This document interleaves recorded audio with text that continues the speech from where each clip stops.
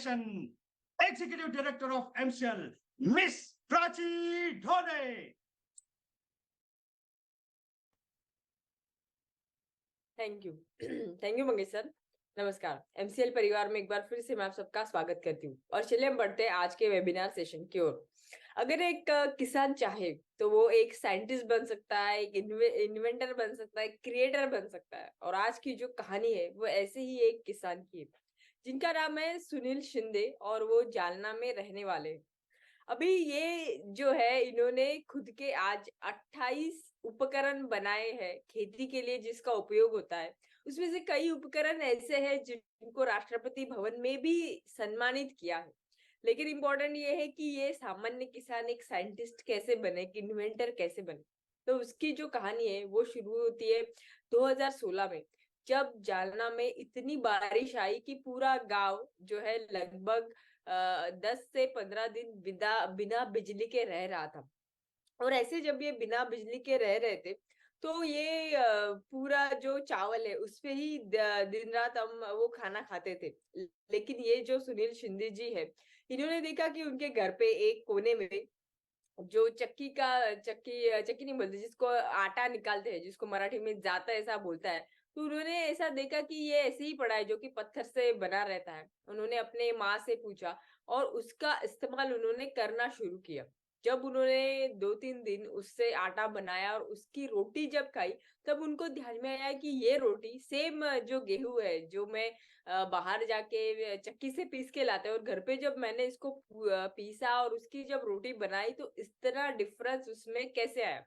जब उन्होंने अपनी माँ से ये पूछा तो उनकी माता जी बोली कि जब हम इसको इस जो पत्थर वाले इसमें आटे चक्की में पीसते हैं तो ऐसा होता है कि बहुत धीरे धीरे वो बाहर निकलता है। और जब धीरे धीरे ये जो आटा है वो बाहर निकलता है तो उसमें जो पोषक तत्व है वो वैसे ही रहते हैं, वो खत्म नहीं होते।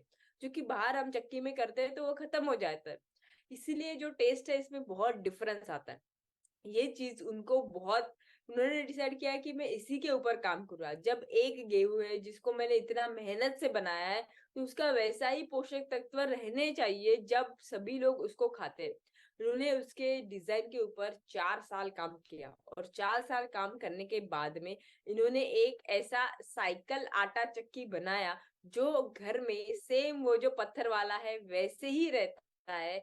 जब मेट्रो सिटीज यहाँ पे हम साइकिलिंग और एक्सरसाइज करते हैं ताकि हमारा वेट कम हो सके, तो क्यों ना उसका ही इस्तेमाल हम इसलिए करें कि हम एक अच्छा आटा अपने घर पे खा सके।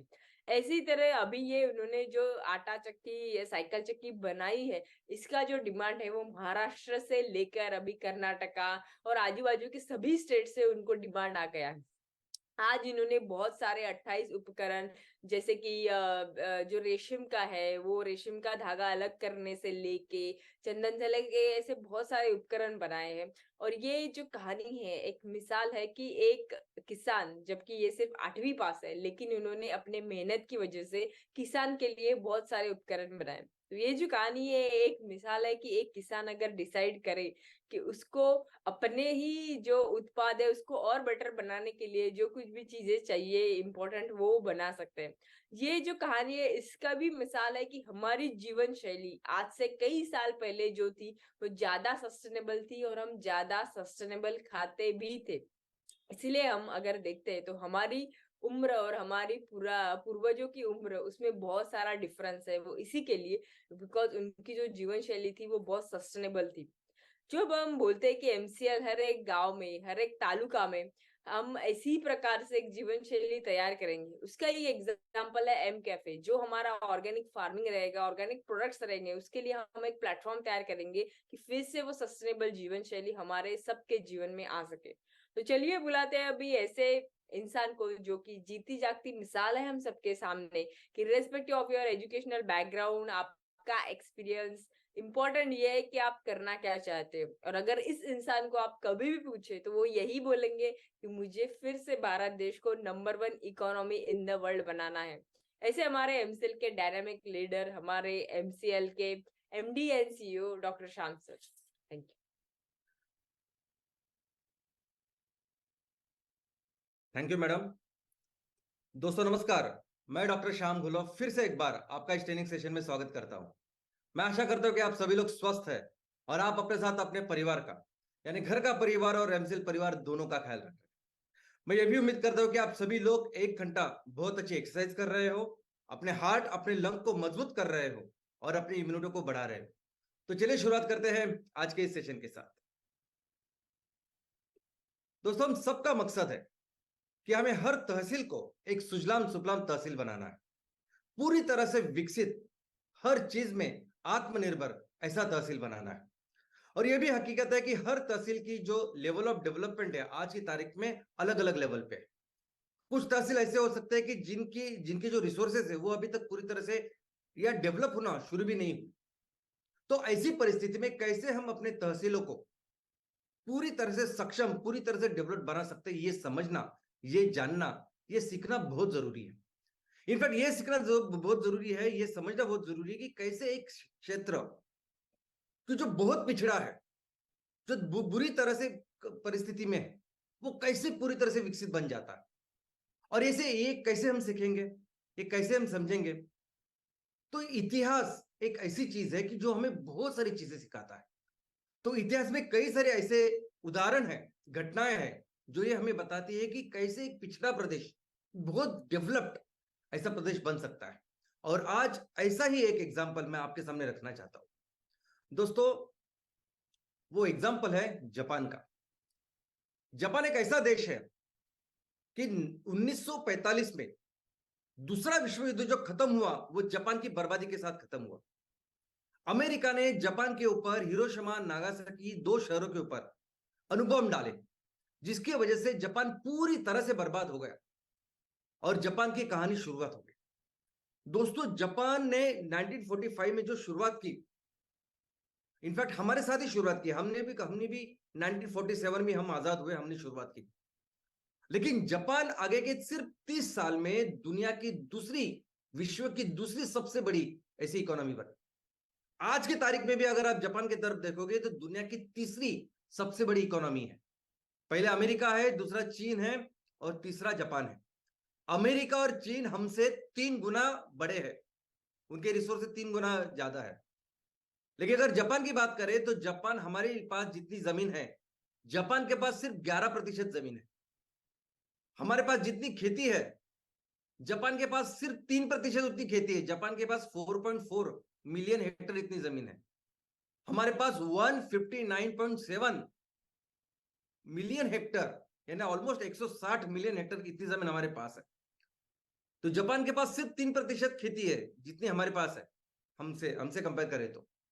दूसरा, जापान में इतने सारे प्राकृतिक चैलेंजेस है, प्रॉब्लम्स है। आए दिन वहां भूकंप आते हैं, ज्वालामुखी होती है, सुनामी, ये जो शब्द है ये वही से शुरुआत हुई है। ऐसी परिस्थिति में यह देश ऐसी स्थिति से निकल के जहां वो पूरी तरह से बर्बाद हुआ था और आज दुनिया की इतनी बड़ी इकोनॉमी बना है। और यही कारण है कि ये जो देश है, इस देश का जो विकास है, ये जो डेवलपमेंट है, आर्थिक विकास, इसे लोग आर्थिक विकास नहीं कहते, इसे कहते मिरेकल। पूरी दुनिया में जापान का एक जो ट्रांसफॉर्मेशन है वो कहा जाता है जापानीज इकोनॉमिक मिरेकल, कोडो केजई शिचो। और सही है, आप देखोगे तो पहले क्या था, आपके सामने चित्र, और आज वो कैसी परिस्थिति में। तो कैसे हुआ ये सब कुछ, कैसे वो जापान जो इतनी बर्बाद हुआ था वो इतना डेवलप कैसे बना। तो इसके 4 प्रमुख कालखंड है। सबसे पहले देखते हैं तो पहला स्टेज वो कहते हैं रिकवरी स्टेज। दोस्तों, कोई भी जब दुर्घटना होती है, हादसा होता है, तो एक तो हमें शारीरिक या फिजिकल जो प्रॉब्लम होती है, फिजिकल जो डैमेज होता है तो होता ही है। लेकिन दूसरा होता है वो मेंटल डैमेज, मानसिक डैमेज। और उस सदमे से बाहर निकलना कभी कभी बहुत मुश्किल होता है। और सोचिए कि जापान के साथ क्या हुआ। जापान के साथ एक ऐसी दुर्घटना हुई जो इतिहास में सबसे डरावनी दुर्घटना में से एक है, और इसमें से जापान देश को पूरी तरह से बाहर निकलना था, लेकिन जापान ने वो काम किया। इनफैक्ट ये होने के बाद जो इकोनॉमी यानी दूसरा विश्व युद्ध खत्म होने के बाद जो इकोनॉमीज तेजी से इमीडिएटली जो शुरुआत हुई उसमें से जापान एक था। लेकिन सिर्फ इतना ही नहीं हुआ, जापान का ये जब बर्बादी हुई 1945 में, उसके बाद इमीडिएटली एक बहुत बड़ा अकाल सूखा जापान में हुआ। यानी जापान के लोगों के पास बिल्कुल पैसे तो नहीं थे, लेकिन खाना भी नहीं था। वो तो अच्छी बात थी कि जापान को युद्ध में हराने के बाद अमेरिका की सेना जापान में थी, क्योंकि अमेरिका और सोवियत यूनियन यानी रशिया का जो शीत युद्ध की शुरुआत हुई उसके बाद, तो अमेरिका चाहता था कि वो जापान किसी भी हालत में रशिया के पास नहीं जाना चाहिए। तो अमेरिका के पूरी सेना वहां थी। उन सेना ने जो खाना लाया उसकी वजह से उनके जो खाने की जरूरत थी वो पूरी हो। ऐसी परिस्थिति में जापान था, और ऐसी परिस्थिति में जापान ने फिर शुरुआत की रिकवरी की। सबसे पहले सबसे महत्वपूर्ण चीज अगर किसी ने की होगी उस परिस्थिति में, तो वो थे एक मिनिस्ट्री ने, एक मंत्रालय ने, जिस मंत्रालय का नाम था ministry of international trade and industry, जिसे मिटी करके बोलते हैं। वो उसके जो प्रमुख थे मंत्री, उन्होंने बहुत इंपॉर्टेंट ऐसा काम किया। अभी सोचिए ऐसी परिस्थिति में आपका देश है, आपका प्रदेश है, जहां कुछ भी नहीं है, अभी ना किसी के पास पैसा ना कुछ है। इन्होंने पहला काम क्या किया कि मुझे अगर देश की प्रोडक्टिविटी बेहतर करनी है, देश की इकोनॉमी बेहतर करनी है, तो मुझे पहले लोगों को संभालना होगा। लोग ज्यादा से ज्यादा कैसे उत्पादन कर सकते हैं, लोग ज्यादा से ज्यादा कैसे उत्पादन में भाग ले सकते हैं, उसके ऊपर काम करना पड़ेगा। उसने किया, उन्होंने सभी लोगों को, सभी लेबर रिफॉर्म्स किए, कामगारों को लेके जितने भी कानून थे वो सब चेंज किए। महिलाएं ज्यादा करके कैसे इस उत्पादन के क्षेत्र में आ सकती है, कैसे वो अपना हाथ बढ़ा सकती है, उन्हें उसके ऊपर उन्होंने फोकस किया। और देखा कि जापान के सभी नागरिक, महिलाएं पुरुष, ये सभी एक होके कैसे इस उत्पादन क्षेत्र में काम करें, उसके ऊपर उन्होंने काम किया। दूसरा उन्होंने क्या किया, तो दूसरा भी इन लोगों के साथ हम क्या तैयार कर सकते हैं। अपने पास तो पैसे नहीं है, अपने पास पैसे नहीं है तो फैक्ट्री नहीं है, किसी का सपोर्ट नहीं ज्यादा, तो इस परिस्थिति में हम क्या कर सकते, तो बेसिक जो चीजें हैं, रॉ मटेरियल जो तैयार कर सकते वो करते हैं ना, ताकि लोगों को दो पैसे मिले, लोगों को रोजगार मिले। और वो उन्होंने किया, इसे कहते हैं इंक्लाइंड प्रोडक्शन मोड, यानी उन्होंने रॉ मटेरियल का प्रोडक्शन बढ़ाया। यानी उनके पास क्या थी, खेती थी, तो खेती में उन्होंने कॉटन, उनके यहाँ उनके देश में भी कॉटन या टेक्सटाइल इंडस्ट्री इंपॉर्टेंट इंडस्ट्री थी, तो उन्होंने कॉटन का उत्पादन बढ़ाया। उन्होंने वहां का जो कोल खदानें थी उसका उत्पादन बढ़ाया, स्टील का उत्पादन बढ़ाया, और ऐसी शुरुआत की।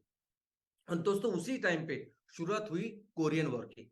अभी कोरियन के साथ जो युद्ध था उसमें अमेरिका शामिल था, और अमेरिका के लिए जो जो जो सामान लगता था, जो आर्म्स एम्यूनिशन लगते थे, तो बजाय वो अमेरिका से लाने से बजाय वो जापान ने उनको वो सप्लाई करना शुरू कर दिया। तो एक छोटा सा मोमेंटम वैसे भी शुरुआत हुई, एक थोड़ी सी मैन्युफैक्चरिंग जापान में शुरुआत हुई, कि जो अमेरिका की सेना के लिए जो अलग अलग चीजें उनके लिए बनाती थी। तो इस तरह से ये पहला जो फेज है 8 साल का था, जिसमें थोड़ी थोड़ी रिकवरी दोनों से शुरू हुई।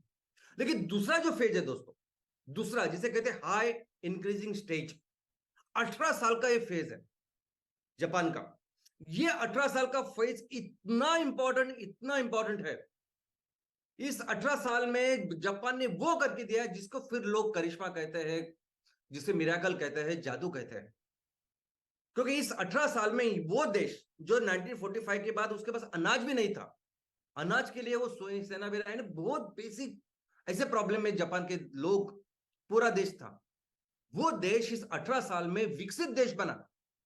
एशिया का, ईस्ट एशिया का पहला विकसित देश अगर कोई है तो वो जापान था।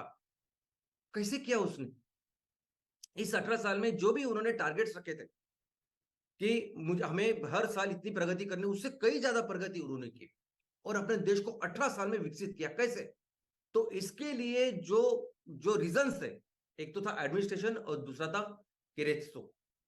देखते हैं एडमिनिस्ट्रेशन का बहुत इंपॉर्टेंट क्रूशियल ऐसा रोल है। इस एडमिनिस्ट्रेशन यानी वो व्यक्ति जिन्होंने नीति को संभाला था, वही व्यक्ति फिर इस देश के पंतप्रधान हो गए, जिनका नाम था हयाटो इकेडा। और ये जो पर्सन है, ये इसके शिल्पकार है। इनफैक्ट जितने भी इतिहासकार हैं, जितने भी लोगों ने इस जापान के इस पूरे मिरेकल के बारे में, इकोनॉमिक मिरेकल के बारे में जो लिखा है, आर्थिक जादू के बारे में जो लिखा है, उन सभी लोग लिखते हैं कि अगर एक सिंगल व्यक्ति इस पूरे ट्रांसफॉर्मेशन के लिए अगर कोई रिस्पॉन्सिबल है, एक सिंगल व्यक्ति की वजह से अगर कोई हुआ है, तो यह आदमी है हयातो इकेडा। इन्होंने क्या किया, तो इन्होंने सबसे पहले अपने देश का जो फोकस है वो मैन्युफैक्चरिंग के ऊपर दिया। दोस्तों, मैन्युफैक्चरिंग बहुत ज्यादा इंपॉर्टेंट होती है। अगर किसी भी क्षेत्र का अगर हमें विकास करना है, अगर किसी भी क्षेत्र का इकोनॉमी का आर्थिक विकास करना है ना, तो सबसे जरूरी होता है मैन्युफैक्चरिंग। बिकॉज मैन्युफैक्चरिंग क्या करता है कि आपके इकोनॉमी की जो हर क्षेत्र है उसको डेवलप करता है। रॉ मटेरियल लगती है मैन्युफैक्चरिंग के लिए, तो रॉ मटेरियल का मतलब है खेती, रॉ मटेरियल के मतलब है किसान। तो अगर आप मैन्युफैक्चरिंग करोगे तो इनडायरेक्टली आप किसानों का सक्षमीकरण करोगे, किसानों को पैसे दिलाओगे, किसानों की परिस्थिति बेहतर करोगे, और बाद में ट्रांसपोर्टेशन और बाकी सब कुछ होता है। और ये उन्होंने किया। उन्होंने क्या किया, अपने देश में जितने भी बैंक्स थे उन्होंने कहा, उनको कहा कि आप जो भी इंडस्ट्रियल यूनिट्स है, जो भी मैन्युफैक्चरिंग के यूनिट्स है, उनको सबको बहुत सारा लोन दो, बहुत सारा पैसा दो, बाकी कुछ देखो मत, लेकिन उनको बहुत सारा पैसा दो। और ऐसा उन्होंने दिलाया। अभी ये सभी जो बैंक है, ये पैसा कहां से लाती, उनकी वो पैसा कहां से लाती, तो सेंट्रल बैंक से लाती। जैसे हमारे पास आरबीआई है, वहां उनके पास है बैंक ऑफ जापान। अभी ये बैंक ऑफ जापान उनको इतना पैसा देती थी। अभी ये बैंक ऑफ जापान या आरबीआई हमारी, वो कहां से पैसा लाएगी, तो इंटरनेशनल मार्केट से। इनका इनका सिर्फ एक ही फोकस था। क्या फोकस था, कि सबसे पहले तो जो भी बिजनेस करना चाहते, जो भी मैन्युफैक्चरिंग, उसको पूरा सपोर्ट करो, उसको बहुत सारा पैसा दो। हेवी लोन दिए उन्होंने। और जो भी पैसा उन्होंने दुनिया से लिया था, कर्जा करके लिया था, तो उनका पहला एक ही फोकस था कि कुछ भी करके हमें ईएमआई पे करना है, हमें ब्याज जो इंटरेस्ट है उनको जो चुकाना है वो पे करना है, बस। हमें इससे ज्यादा प्रॉफिट नहीं कमाना। जो भी स्टेक होल्डर्स है इस बिजनेसेस में, उनको बहुत ज्यादा प्रॉफिट मिलना चाहिए, ज्यादा डिविडेंड मिलना चाहिए, इसके ऊपर उन्होंने ध्यान नहीं दिया। बस चलने चाहिए बिजनेसेस, बस इतना ही। लोग जो काम कर रहे हैं उनको अच्छा पगार मिलना चाहिए, वो इंपॉर्टेंट है। और वो बिजनेसेस आगे बढ़ने चाहिए, चलने चाहिए, बस इसके ऊपर उन्होंने ध्यान दिया। और वो उसका बहुत जबरदस्त परिणाम ऐसे हुआ। लोगों के पास जब पैसे आए, तो लोगों की जो मूलभूत जरूरत है वो तो पूरी हो ही गई, लेकिन उसके आगे जाके उन्होंने खर्चा करना शुरू कर दिया रिक्रिएशन के ऊपर, ट्रांसपोर्टेशन के ऊपर, एंटरटेनमेंट के ऊपर, फर्नीचर के ऊपर, और बाकी ये जो दूसरी चीजें हैं, इसके साथ फिर इकोनॉमी का सर्वांगीण ऐसे विकास हुआ। जैसे हम कहते हैं कि अगर आप 1,000 रुपए खर्च करते हो तो उससे 9,000 की इकोनॉमी बढ़ सकती है। वैसे ही जापान में हुआ। लोगों ने, सरकार ने पहले लोगों के जो आमदनी है उसके ऊपर ध्यान दिया, फिर लोगों ने इनडायरेक्टली इस सब चीजों को बढ़ाया और सर्वाइवल से लेके रिक्रिएशन तक पहुंचे। फिर उन्होंने क्या किया, फिर उन्होंने पूरा एक बार मैन्युफैक्चरिंग का बेस पूरा फोकस किया एक्सपोर्ट के ऊपर। यानी जो भी एक्सपोर्ट करना चाहता था उसको जो भी चीज लगती थी वो उसको देते हैं। सबसे इंपॉर्टेंट, यानी उन्होंने इंफ्रास्ट्रक्चर के ऊपर पूरा फोकस किया। यानी रोड्स हो, रेल हो, या बाकी कोई ट्रांसपोर्टेशन के साधन हो। और ऐसी परिस्थिति में देखो, जापान की परिस्थिति है ना, जापान की जो ज्योग्राफी है वो बहुत डिफरेंट है। जापान में यानी हम जैसे हम बहुत भाग्यशाली है, वैसे जापान में नहीं है। जापान में हर तरीके का सोल्यूशन उसने निकाला। और यही कारण है, ट्रांसपोर्टेशन में अगर आप देखोगे ना, तो सभी जो इन्वेंशन है वो जापान से आया है। आज हम लोग जो बुलेट ट्रेन की बात कर रहे हो, बुलेट ट्रेन हम लोग जापान से ही वो टेक्नोलॉजी ले रहे हैं और कर रहे काम। जो मोनोरेल आज हमारे देश में है, वो मोनोरेल भी मुंबई से, जो मुंबई में है वो जापान से ली हुई है। ऐसे हर चीज के ऊपर उन्होंने काम किया। और इस चीज के बेस पर उन्होंने अपने देश का जो 18 साल के स्टार्टिंग में जो उनकी इकोनॉमी सिर्फ $91 बिलियन थी जीडीपी, उसको 12 गुना बढ़ाया 18 साल में, 12 गुना। यानी $1 ट्रिलियन 65 बिलियन, यानी 12 गुना इकोनॉमी बढ़ाया। 2 गुना, 3 गुना, 4 गुना नहीं, 12 गुना बढ़ाया। दोस्तों, इन्होंने भी शुरुआत की उदारीकरण की, जागतिकीकरण की थी 1991 में। उदारीकरण, जागतिकीकरण, खासगीकरण, जिसे एलपीजी कहते हैं। अभी इस उदारीकरण ने जब उन्होंने जापान में शुरुआत की, तो लोग डर गए थे। उनके जो विरोधी पक्ष में थे या प्रेस थी, उनको लगा था अभी कैसे होगा, क्योंकि बड़ी बड़ी जो कंपनी आएगी या बड़े बड़े देश के लोग आएंगे, क्योंकि जापान बहुत छोटा सा देश है, तो क्या होगा हमारा। लेकिन उन्होंने पूरा फोकस किया अपनी एबिलिटी बेहतर करने के लिए। सर्वाइवल ऑफ द फिटेस्ट, बहुत अच्छा काम करो, मेहनत करो अपने प्रोडक्ट्स के ऊपर, बिजनेस के ऊपर, और सर्वोत्तम बनो। और उन्होंने किया। हमने भी वो करना चाहिए था, लेकिन हम उस पर पीछे हो गए।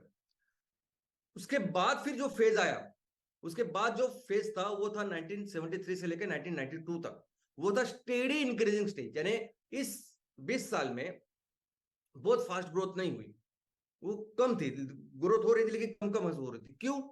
क्योंकि पूरी दुनिया के ऊपर एक दो बहुत गहरे ऐसे संकट हुए। लेकिन इस संकटों में इस संकट की वजह से बाकी दुनिया की कितनी सारी इकोनॉमी डूब गई या पीछे हो गई, लेकिन जापान फिर भी प्रगति कर रहा था। उसमें पहला संकट था फर्स्ट ऑयल शॉक 1973 में, यानी इजराइल का और अरब का युद्ध हुआ, और अरब के देश जो थे वो सभी दुनिया को पूरा ऑयल सप्लाई कर रहे थे। तो फिर अरबों ने यह देखा कि उन्होंने ऐसा निर्णय लिया कि जो भी ऐसे देश जिन्होंने इजराइल की मदद की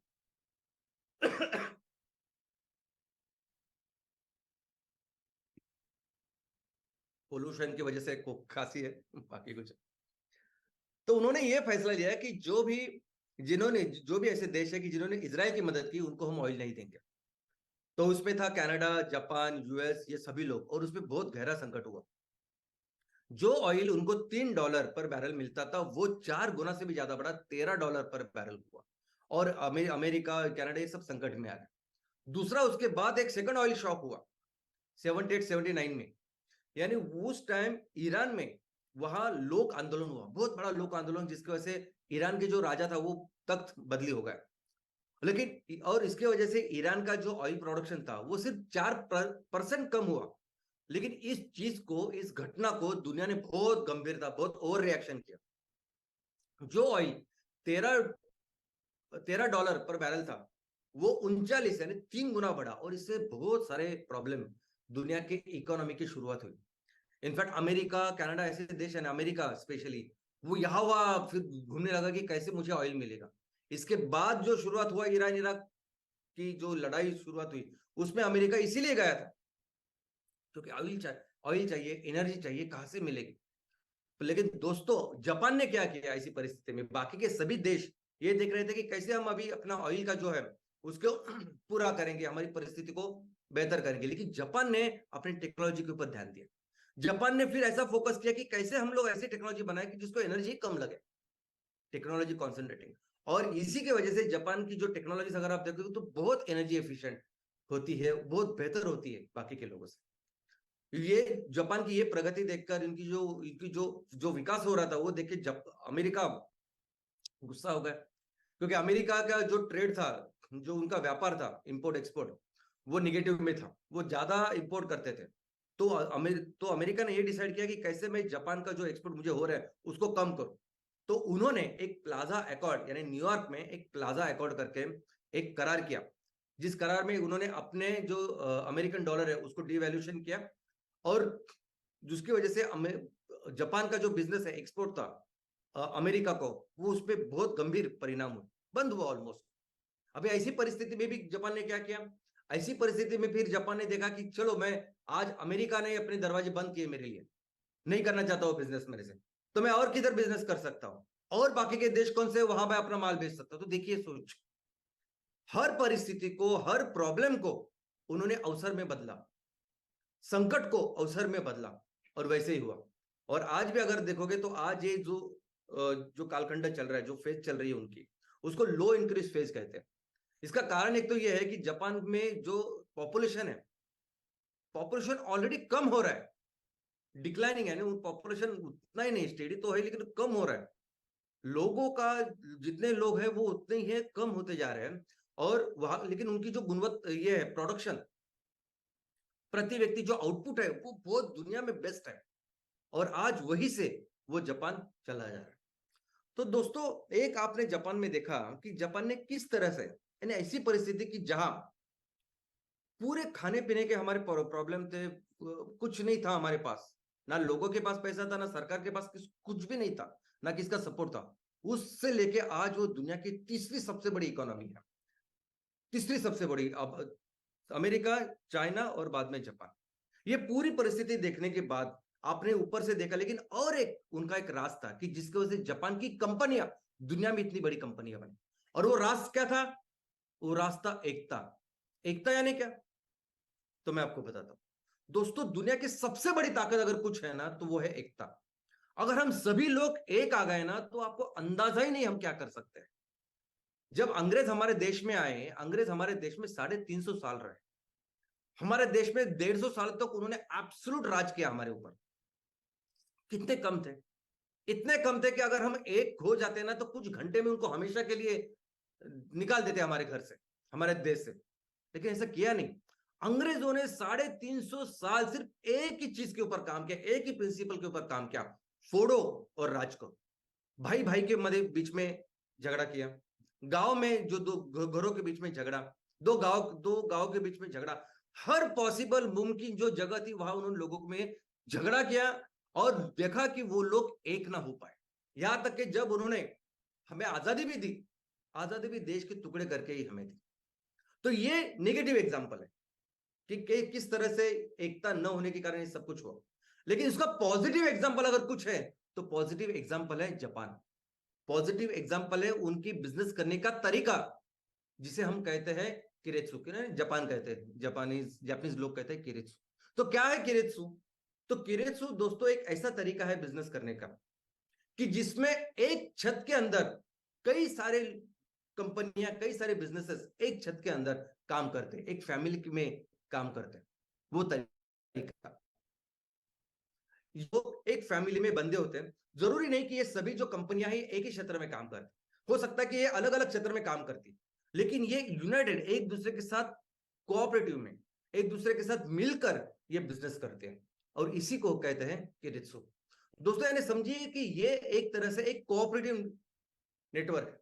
अभी कोऑपरेटिव में अभी हमने कैसे कोऑपरेटिव यानी सहकार, अभी सहकार में अभी तक हमने कैसे देखा कि किसानों की कोऑपरेटिव संस्था होती है, लोगों की कोऑपरेटिव संस्था होती है, लोग एक दूसरे के साथ मिलकर बिजनेस करने की कोशिश करते हैं, कुछ अच्छा काम करने की कोशिश करते हैं। वैसे जापान ने क्या किया, तो जापान में किस तरह से बिजनेस करते हैं, तो जापान में जो अलग अलग तरह की कंपनियां हैं वो एक दूसरे के साथ इस एसोसिएशन में सहकार में काम करते हैं।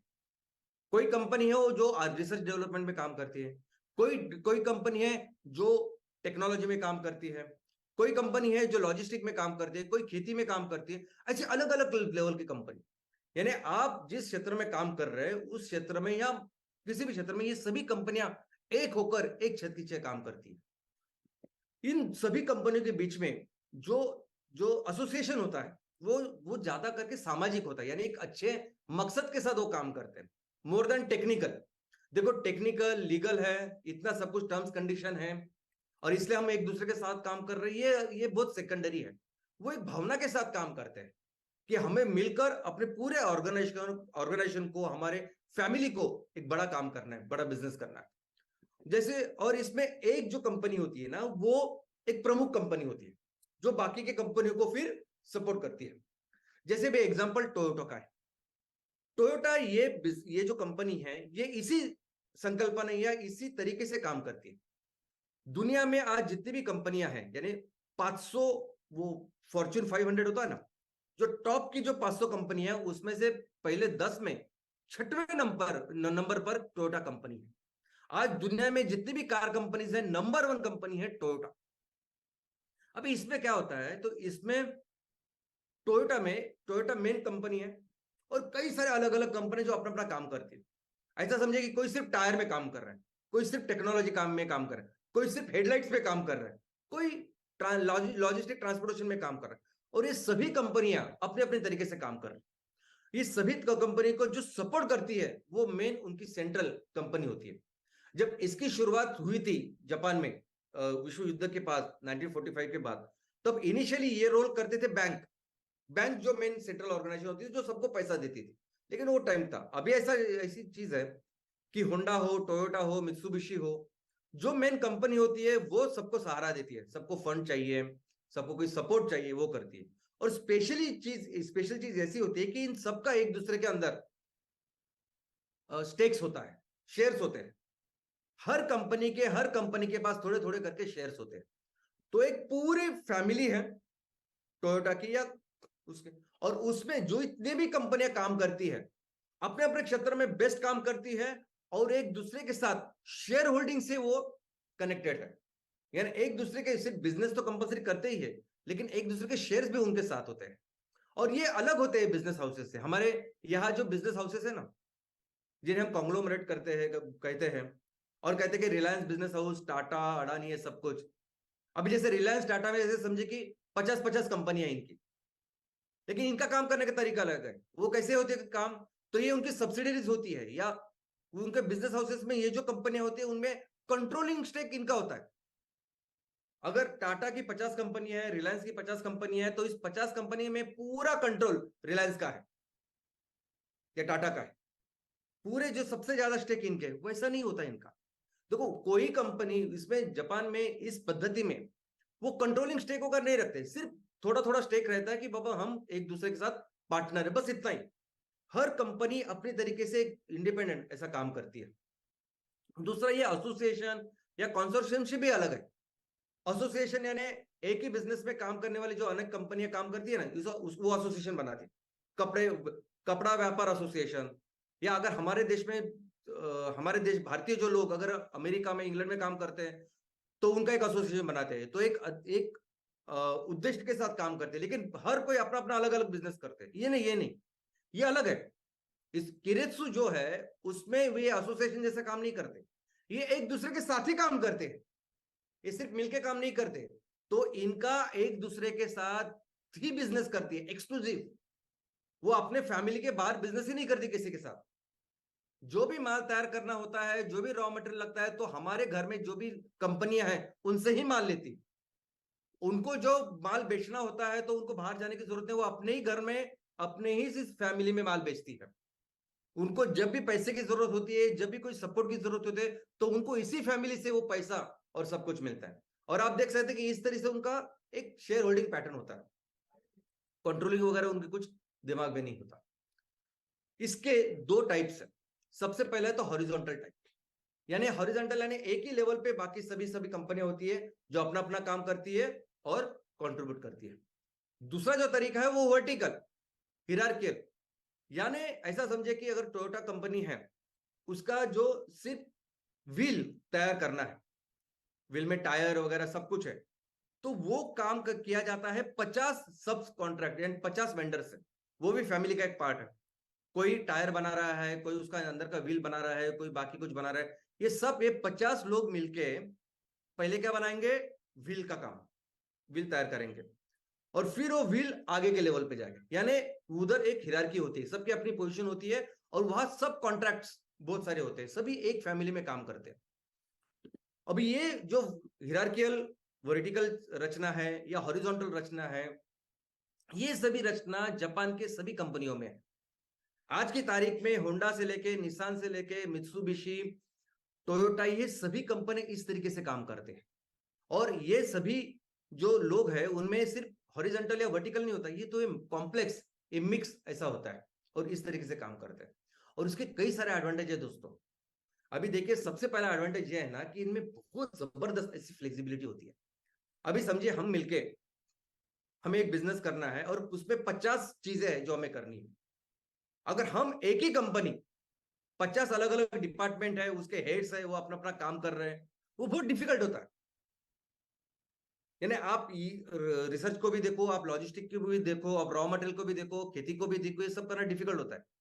जापान में इस परिस्थिति में क्या होता है कि हर कंपनी अपना काम बेस्ट करती है, वो सिर्फ अपना ही काम करती है। अगर कोई नेपियर ग्रास की खेती में बेस्ट है तो वो बस नेपियर ग्रास की खेती में ही काम करेगा। नेपियर ग्रास के बीच में अगर कोई कंपनी काम करे तो बस वो वही काम करेगी। नेपियर ग्रास को निकाल के उसको फैक्ट्री तक लेके जाना, अगर कोई उसमें बेस्ट है तो बस वही काम करेगा। और क्या होता है कि वो उसमें बेस्ट होते हैं।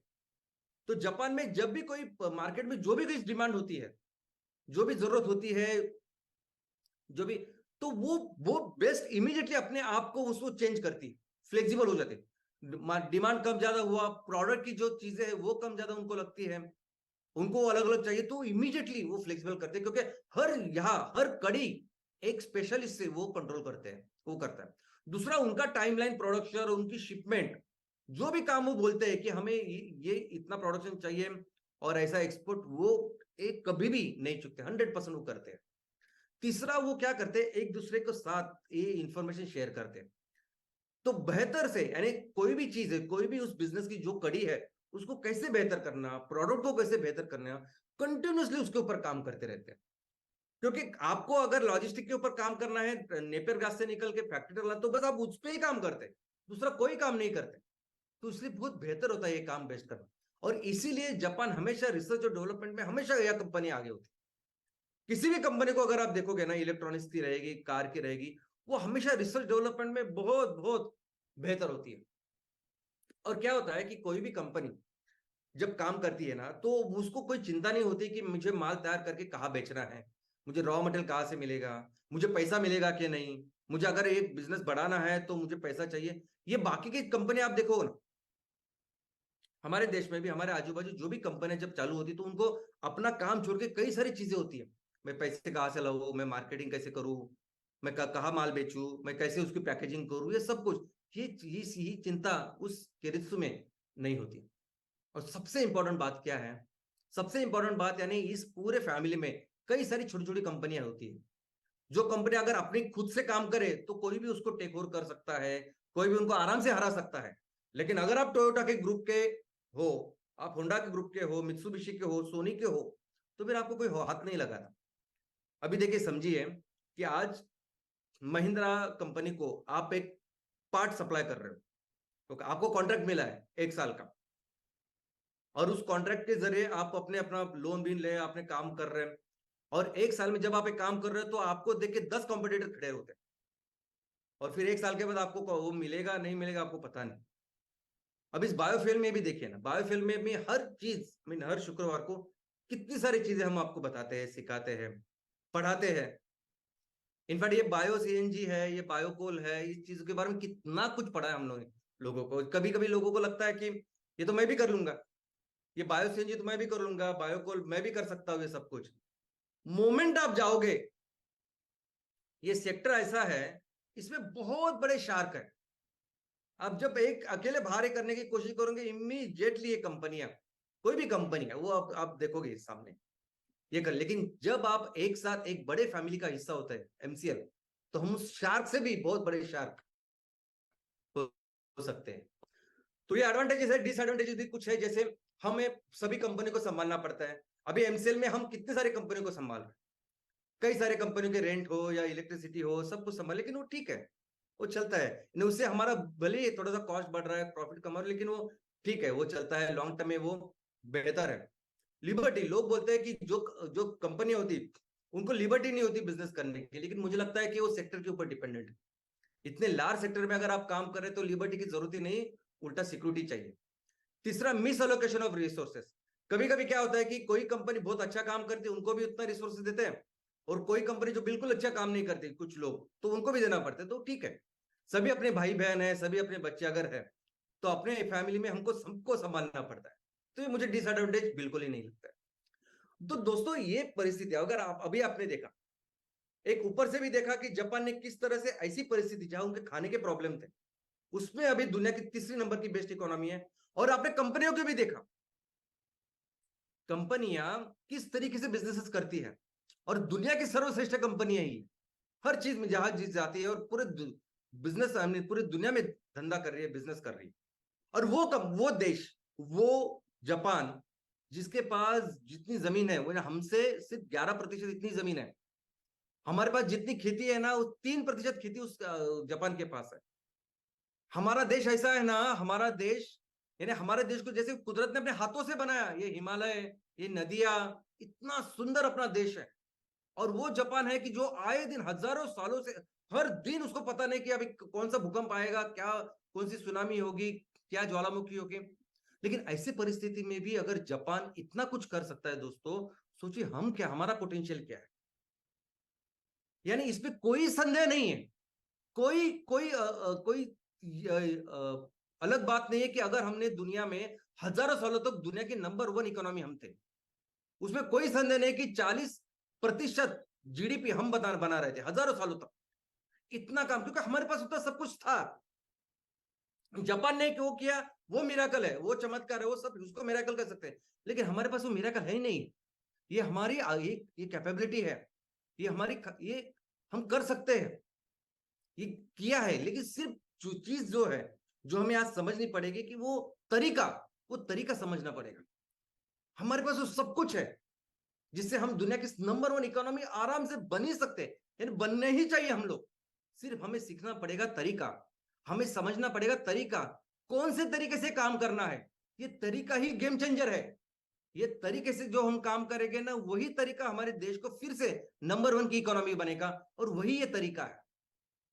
कोई भी काम एमसीएल में हम लोग करते हैं ना, कोई भी काम जो आपको आज शायद अच्छा नहीं लगता होगा, आपको लगता होगा क्यों ऐसे काम कर रहे हैं, क्यों लोगों को इतना इतना 10,000 15,000 मेंबर, या कुछ एमवीपी करना, एमयूपी करना, कुछ फंडिंग को हाथ नहीं लगाते, ये ऐसा नहीं करते, वैसा नहीं करते, क्यों ऐसा करते हैं लोग?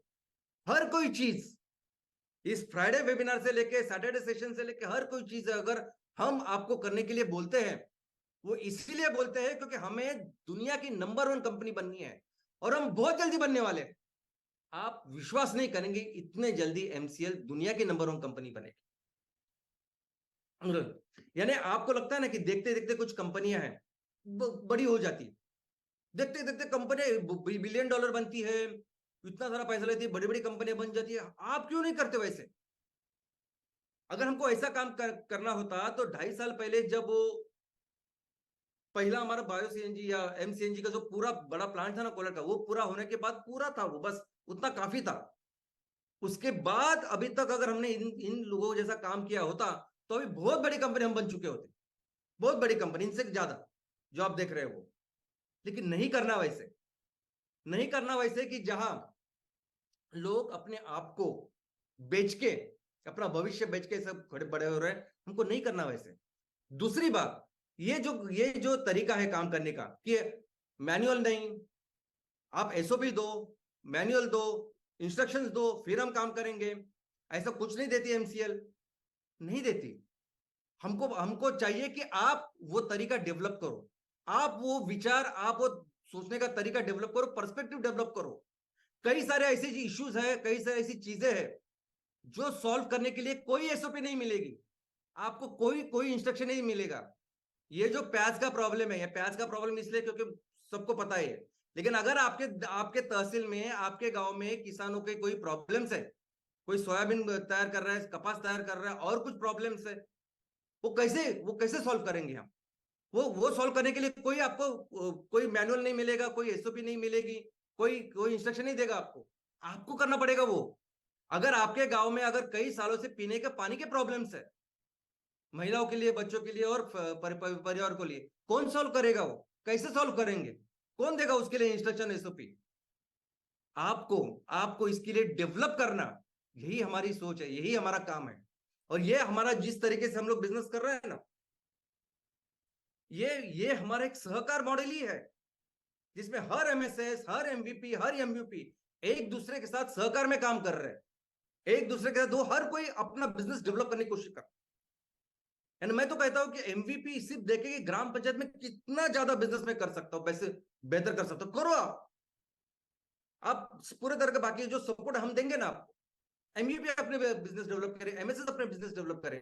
इनफैक्ट हमारा तो ऐसा है, ऐसा मॉडल है कि जिसमें हम कहते हैं कि ये जो एंटरप्रेन्योरशिप है, उद्योजकता है, वो आखिरी इंसान तक जाए, आखिरी किसान तक जाए। उसको भी लगे अगर मेरे पास 1 एकड़ जमीन है तो उस 1 एकड़ जमीन में करूं क्या, मैं खेती करूं, मैं पशुपालन करूं, क्या करूं मैं? और ये तरीके से, यानी कोई इंस्ट्रक्शन देके नहीं, तो आप डेवलप करो। आज कितना अच्छा एग्जाम्पल मैडम ने बताया, एक 8वीं पास किसान क्या कर सकता है, ऐसे ऐसे भरने के, यही हमारा तरीका है। और इसलिए हम लोग ये काम कर रहे हैं, इसलिए वो बना है कि आपको अपनी कंपनी को बढ़ा के 10,000 करोड़ की कंपनी बननी है।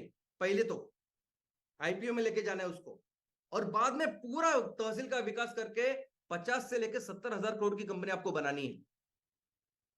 ये आसानी से कर सकते हैं क्योंकि उतना दिया है कुदरत ने हमें, भगवान ने अपने हाथों से दिया है।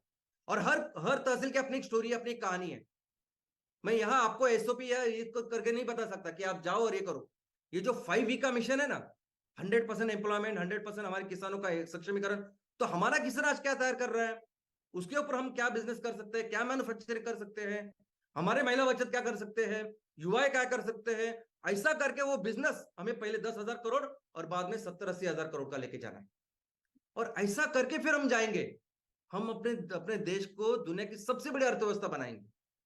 और उतना है पोटेंशियल। और ये जो तरीका हमने डेवलप किया है ना, ये जो एमसीएल का बिजनेस मॉडल है, ये ना किसी को फॉलो किया है, ना कल कुछ पढ़ा है और आज मैंने बताया, ऐसा नहीं। 20 साल जिन्हें हमें जिनको हमने फॉलो किया है, जो हमारी प्रेरणा है, जो हमारी श्रद्धा स्थान है, जिनसे हमने इतना सब कुछ पढ़ा है, उनकी उनकी मेहनत से, उनके विजन मिशन से, उनके सोच विचार के कारण है। और वो भी सोच विचार आज से नहीं है, हजारों सालों से है। दोस्तों, आज कुछ साइंटिस्ट कुछ कुछ चीजें तैयार करते हैं और उनको नोबेल पारितोषिक मिलते हैं, नोबेल मिलता है उनको। उनसे कई गुना बहुत ज्यादा ऐसा हमने हजारों साल पहले तैयार किया है। हमारे जो ऋषि मुनि ऐसे साइंटिस्ट हैं ना, आप सोच नहीं सकते इतने आगे की सोच थी उनकी, इतना आगे का काम उन्होंने किया है। इसलिए ये जो बिजनेस मॉडल हमने डेवलप किया है ना, ये बहुत नेक्स्ट लेवल का है। ये ऐसे कोई भी गांव नहीं होगा, ऐसा कोई भी तहसील नहीं बचेगा जिसको पूरी तरह से डेवलप हम न कर पाए। इस तरह का ये बिजनेस मॉडल है। और बहुत जल्दी इस बिजनेस मॉडल का उपयोग करके हम एमसीएल को दुनिया की नंबर 1 कंपनी बनाने वाले, और मिलकर हम अपने देश को फिर से दुनिया की सबसे बड़ी, सबसे महान ऐसा देश बनने वाले। धन्यवाद। जापान जैसे देश ने, जिसने फिनिक्स पक्षी की तरह, पंछी की तरह अपने आप को फिर संवारा, और उसके लिए उन्होंने क्या चीज का इस्तेमाल किया, क्या दिमाग का इस्तेमाल किया, ये चीज आज हमें शाम से ने बताई। और वो था मैन्युफैक्चरिंग इंडस्ट्री को बढ़ावा देना एक लंबी सोच के साथ। तो जी हाँ, गुड मॉर्निंग एमसीएल इंडिया परिवार, और हमारे वेबिनार शाम से का डेली वेबिनार, हमारे सोच पे एक जोरदार प्रहार। तो हम एमसीएल आज गांव गांव, तहसील तहसील में मैन्युफैक्चरिंग को बढ़ा दे रहे हैं। एमबीपी हो, एमएसएस हो, तो हम सबको आह्वान करते हैं, जब एक हम लोग उत्पाद क्षेत्र में घुसते हैं, शिरते हैं, एंट्री करते हैं, तो उसमें चैलेंजेस होते हैं, और चैलेंजेस को पार करके हम जब आगे बढ़े तो देश बनता है। तो जापान की आज की स्टोरी हमें उस तरफ लेके जाती है। और जी हाँ, शिंदे सर की स्टोरी जो हमें आचार्य ने बताई, तो देखिए एक सोच इंसान को कहां से कहां ले जा सकती है। तो सबको आह्वान करता हूं कि अपनी सोच को ये स्लाइड में लिखे थॉट की तरह पक्का रखिए कि we together shall make India great again. Thank you very much all MSS और चैनल पार्टनर्स और बीडीए सीनियर कंसल्टेंट्स एंड परिवार। मैं मुबारक कहूंगा कि जी हाँ, हम सबको ये देश की मिट्टी का वास्ता है और एमसीएल ही भारत का रास्ता है। जय हिंद, जय MCL. Thank you very much doctor Ramesh sir. And दोस्तों, मैं फिर एक बार आप सभी लोगों को आह्वान करना चाहूंगा कि चैट बॉक्स में जो लिंक आप लोगों के साथ में शेयर की गई है, प्लीज उस लिंक के ऊपर जाइएगा और आपका वैल्यूएबल फीडबैक हमारे साथ जरूर शेयर कीजिएगा। दोस्तों, मैं यहाँ पर शुक्रिया अदा करना चाहूंगा प्राची मैडम का, जिन्होंने आज फिर एक बार एक ऐसी कहानी सुनाई। एक किसान जो ज्यादा पढ़ा लिखा नहीं है, लेकिन फिर भी उसने किस प्रकार से अपने बुद्धिमत्ता का, अपने अनुभव का उपयोग करके किस प्रकार से किसानों की जिंदगी और आसान करने के नए नए तरीके खोज निकाले। Thank you very much Prachi madam. चलिए दोस्तों, आगे बढ़ते हैं और हम यहाँ पर शुक्रिया अदा करते हैं उस विजनरी लीडर का, जिन्होंने 20 साल पहले यह सपना देखा और पिछले 20 सालों से वो इस सपने के ऊपर काम कर रहे हैं। और किस तरीके से जब हम ये बड़े बड़े आंकड़े सोचते हैं, सुनते हैं कि हम हमारे तालुका की इकोनॉमी को इतना यहाँ तक लेकर जाएंगे, दोस्तों ये सब कुछ आसान है। और उस आसान करने के लिए जो तरीका है, वो तरीका आज हमें श्याम सर ने फिर एक बार बहुत ही सहज पद्धति से समझाया है। So thank you very much. मैं संपूर्ण एमसीएल परिवार की ओर से हमारे श्याम सर का यहाँ पर शुक्रिया अदा करना चाहूंगा। साथ ही साथ दोस्तों, मैं आप सभी, हमारे सारे प्राइम नेशनल सस्टेनेबिलिटी कंसल्टेंट, हमारे सारे एमएसएस, हमारे सारे बीडीएस, हमारे सारे एमबीपी, हमारे सारे होने वाले सारे एमवीपीज और हमारे सारे जो स्टेक होल्डर्स है, हमारे इस परिवार का हिस्सा है।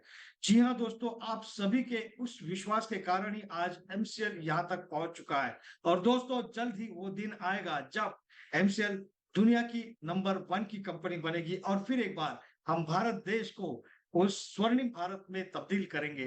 दोस्तों, मैं आप सभी से ये रिक्वेस्ट करूंगा कि आप अपना, अपने परिवार का और संपूर्ण एमसीएल परिवार की सेहत का ख्याल रखिएगा। और फिर एक बार हम मिलेंगे अगले शुक्रवार। तब तक के लिए मैं मंगेश शेलार, आपका होस्ट, आप सबसे अलविदा कहता हूं।